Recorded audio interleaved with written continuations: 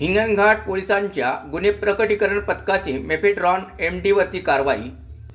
काल रात्री गुन्हे प्रकटीकरण पथक रात्री पेट्रोलिंग करीत असताना बातमीदाराकडून मिळालेल्या गुप्त माहितीवरून हिंगणघाट शहरातील न्यू म्युनिसिपल शाळा परिसरात रेड केला असता या ठिकाणी मेफेड्रॉन MDची विक्री करणाऱ्या स्वागत दुर्गाप्रसाद यादव वय 24 वर्ष राहणार रामनगरवाड हिंगणघाट याला रंगेहात पकडून कारवाई केली।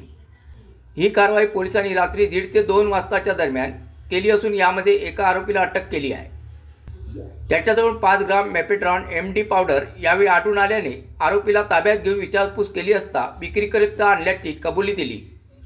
यावेळी पंचासमक्ष कारवाई करत या कारवाई गुन्हे प्रकटीकरण पथकाने आरोपीकडून 5 ग्राम MD किंमत 25,000 रुपये, एक इलेक्ट्रॉनिक डिजिटल वजनकाटा 1,000 रुपये, MD विक्रीचे नगदी 2,920 रुपये असा एकूण 27,800 रुपयाचा मुद्देमाल जप्त केला आहे।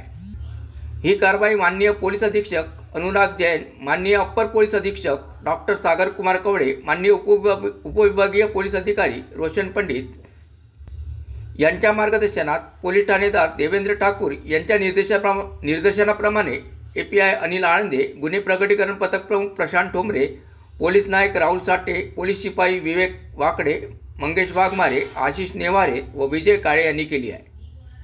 नवनवीन बातम्यांचा खजिना पाहण्यासाठी लाईक करा, शेअर करा आणि चॅनलला सबस्क्राइब करा।